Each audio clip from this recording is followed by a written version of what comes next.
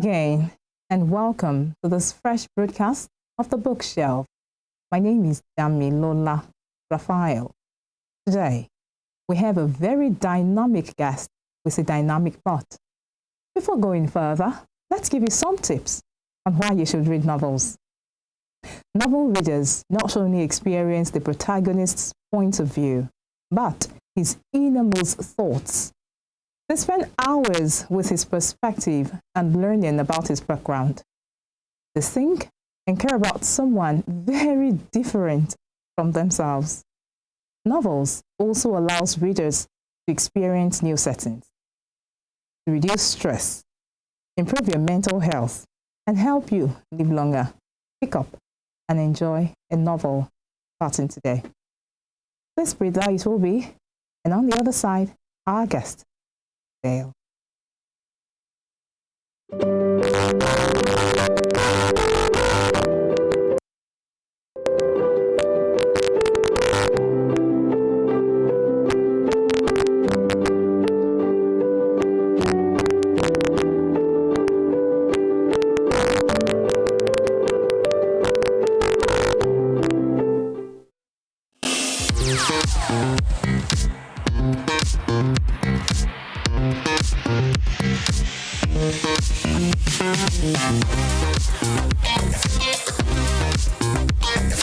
Turn it up! It's the Wild Wild West, and Western Spring Television is pulling out all the stops to make sure that you don't miss out on every of the fun and happenings around you. Yup, we've got you covered because your girl got all the juiciest tidbits and entertainment news from around the world.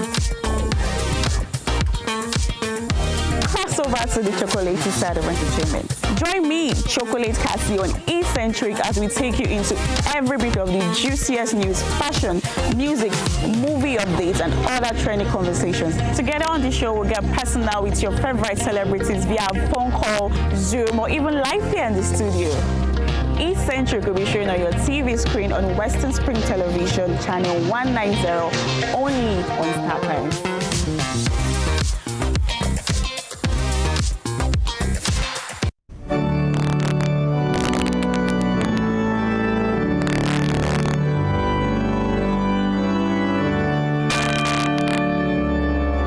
Here are 5 amazing fun facts I bet you never knew about Christianity. Number 1, there are over 2.4 billion Christians worldwide. Amazing fun fact number 2. The Bible is one of the best-selling books of all time, with more than 100 million copies sold every year. Most Christians believe in heaven and hell. The Bible is the most translated book in the world, with more than 3,000 languages. Amazing fun fact number 5. Most Christians throw science out of the window without realizing that most scientists are Christians. Hello, I am Pastor Steve Akinwumi. And I am Dr. Adeoye Oyewole. Join us as we highlight and discuss day-to-day issues pertaining to the day-to-day living of every Christian. Issues in Christendom shows every Sunday on Western Spring Television, channel 190, only on Star Times.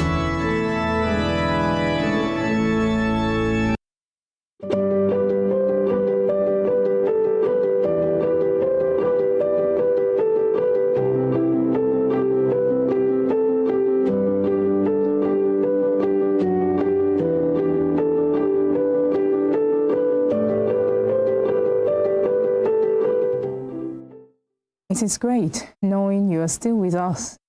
Our guest today is a poet, playwright, and author who sees literature as not just a mirror to reflect life, but also as a tool to inform and change the world. He is a graduate of Obafemi Awolowo University, where he studied philosophy in English. He is the author of In Peace and in Peace and of A Lonely Dancer. In his leisure, he enjoys listening to music and watching movies. Emmanuel Tayewo Wawoli. It's a delight to have you on. Let us start, with the name Taiwo? Why Taiwo? Why not just Taiwo? Tai. Really used to getting this. Hmm. I think the main reason why I actually born Okay. personally changed it to Taiwo Hmm. was just to squeeze out the grant properly. Is all the grandeur, the Emmanuel as well. Yeah. And somehow to stand out. Not a popular name. Spelling is not Taiwo. Okay. It's a very popular name. Hmm. Manuel is very just to Stand out. All right, dear listener, we'll stand out. This break, on the other side of it, we'll sit back, really dig in what Taiwo has for us. Stay with us.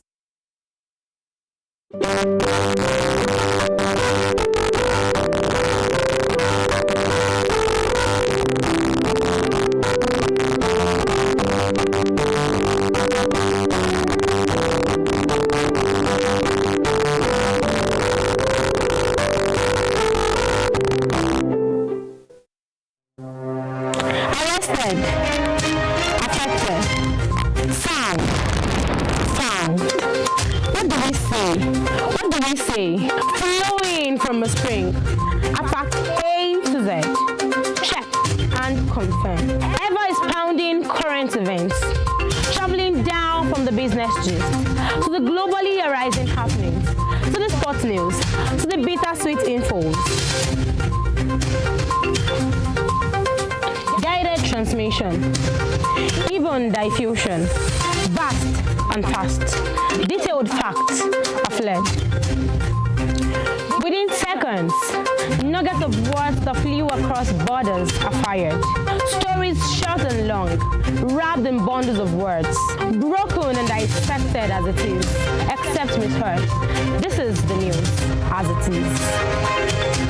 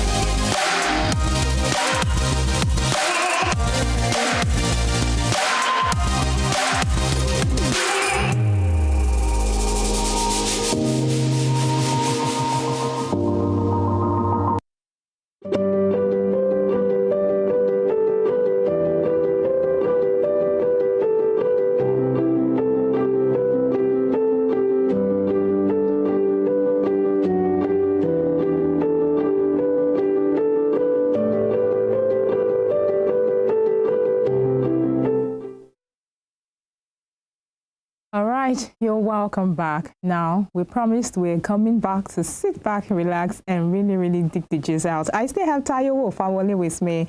And reading through the acknowledgements in the book we are going to be reviewing today, you said thanks to your parents for not allowing you to study medicine. yes. Actually, I initially Okay. Run away. I don't was quite difficult. Mm. But then I was thinking my parents Mm.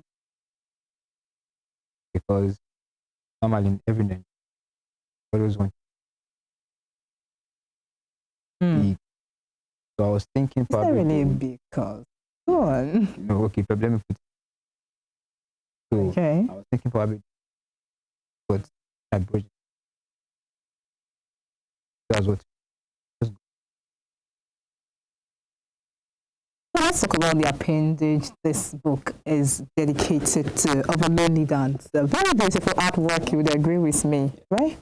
I like the fact that it's a happy color. So let's talk about the appendage. Is that a who or what? that's So who's the who? Okay. Hmm.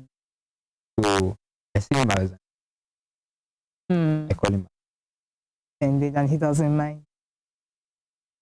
He studied microbiology anyway, so he should understand that. All right, let's move on now and talk about part one, the journey. And, you know, there is a part there that really got my attention where the last seats, what do they call that now? One more last passenger or something, you know, the parks and the garages. And then the last person is getting the front seat. How did that happen in your plot? Okay, actually something personal. When we're traveling, we're in Africa, right? And we have a lot of sentimental or cultural attachment, different. Let's say, for instance, now I've been in a situation whereby I was just walking and I think I hit my right leg again. So someone was telling me, okay, where you're going to be positive. The reason I gave because it was right leg. I didn't know it was my left. Okay. So for that guy to be able to sit at the front of the vehicle, that means what he was going to turn out positive.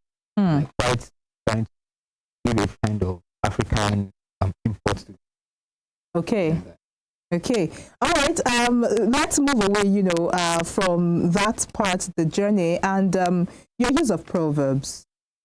You are a very young person, and then you're using proverbs, you know, the Yoruba language. And I like the fact that it was italicized. You're reading from different books. You're learning. I've said it before, dear listener, on the bookshelf, how that part of the benefits of reading is that you get to learn a new language, okay? And you're using the Yoruba language, using proverbs. I mean, is that deliberate? First, how did you, I mean, you're so young, coming up with proverbs, and is that deliberate?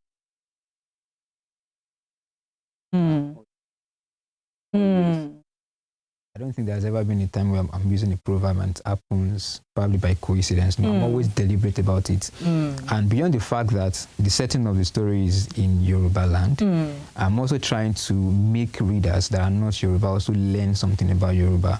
Because sometimes when I read some, you know, probably literature from other culture or watch movies from other culture, you learn one or two things. So for someone reading my book, you should be able to take away something about the culture. So that's why I'm always conscious of using the proverb in my writings. In your writings. I mean, looking at him, he looks like a techie kind of person. And then you're seeing the language, you're very beautiful, really very, very beautiful. We'll be talking about how, of course, you can gain access to, I mean, I already did. So, now let's go to chapter 4 of part 2. And, you know, a fool denies his history. Yes. And it featured your name. I mean, reading through that class, I was in class myself. Yes. And, you know, I was listening to the teacher. I sat right there beside Deborah, and I was following, you know, what the teacher was saying. What message are you aiming, you know, to communicate, especially with regards faith now and culture? Yeah. All right. So what I was basically trying to do with that chapter was the emphasis on name. You know, people actually don't understand that there are different, or there is other side to our names, the names we have. You know, I think the primary reason, I studied philosophy, right? Okay. But in philosophy, I was made to understand that the primary function of every name is identity. If I say Damilola now, that will pick an identity, which is you. If you say Taiwo, that will pick me. That's the primary function of every name. But beyond that, as the primary function of every name, a name also does more than just picking the person. It says something about the person. My name is Emmanuel Taiwo. The two names, Emmanuel, Taiwo, says two things. Emmanuel says either I'm from a Christian family or I'm a Christian. Emmanuel. Taiwo says that I am I was born as a twin. Multiple births. Yeah, so a name actually and that says, actually features multiple births. Yeah, so a name actually says more than, it does more than just picking out the identity. And beyond that, I was also trying to give like a breakdown of how names are actually done in Yoruba land. There are different reasons whereby people are named in Yoruba land. So that's what I was trying to do in that chapter, basically. Let us now go to the final part. Okay. I mean, Song of Freedom. Going through all of that, I tried to follow Dr. Bush. Yeah. I really wanted to know what his real name Yeah. was or is in the story. And I'm like, okay, so what's Dr. Bush's business? I'm not seeing Dr. Bush repeated here. Yeah. And then we go right there to the Song of Freedom, Freedom. and all of that. How were you able? Now you talked about how that, okay, that Pollyannish feeling that, you know, he had when he was going to board the vehicle was sort of an experience you've had before. Yes. So what happened? Well, how were you able to tie all of this together at the end, Song of Freedom? All right. So from the chapter 1, the part 1, I said he had the Pollyannish feeling that he was going to, the outcome of his outing was going to be positive, which eventually turned out to be positive. Although it's not always the case, but as far as the story is concerned, it turned out positive, right? And writing Song of Freedom, that chapter actually took me like 3 months to write the first draft. Yeah, because I was basically trying to live in a world whereby, you know, I was trying to describe a scene. You know, I was trying to say how Deborah, you know, how she eventually turned out to be a very great musician, right? And the feeling that Bush had under the performance. So that was the kind of feeling I was trying to, okay, I know what I want to say, and I want my readers to also have the same feeling when they are reading it. So I had to undergo some personal experiences. I was trying to use the National Theatre in Igomu. I've never been there before. And I needed to replicate the same feeling for anyone who has been there before. So I had to read stuff, watch videos. I read a lot about the architectural design of the building, you know, and coming up with that chapter was something that, you know, it was a little bit personal for me because I needed to give this feeling to the readers, you know. And the Song of Freedom basically was trying to say that eventually Deborah was able to dance to the Song of Freedom because the Song of Freedom was basically trying to say that, okay, as much as she has been in this kind of entanglement from when she was quite young, she was eventually able to dance to the freedom. So basically that was what the chapter was trying to say. From playing football with the boys. Yeah. She is dancing. Yes, dancing. To the Song of Freedom. Of Freedom. A beautiful write-up. I mean, I was gripped reading all through, and I did it in how many hours? But it's worth the read, and I'm going to read it again. I will. I don't know how many more times I will read it before, you know, I am satiated. And listening to you right now, I'm getting to understand that it's not just the character that is transported. The author is also, there is also a transportation for the author. For the author, yes. All right, I will tell us how can the viewer now gain access to the book of A Lonely Dancer. All right, so The Lonely Dancer is available on Amazon as e-copy, and it can be ordered, the hard copy can be ordered on Amazon as well. And it's also available on Okada Books and also available on seller.co. Okay, great. Great. Okay, so, I mean, I have access to all, and of course, I had got a very beautiful note from the author. Thank you very much indeed. Now, dear listener, just before we say goodbye and God bless, do not forget that the Bookshelf mandate for the year 2023 is don't just read a book. Read good ones and then write one. Sincere appreciation to Taiwo Fawoni for being on the steps with us today.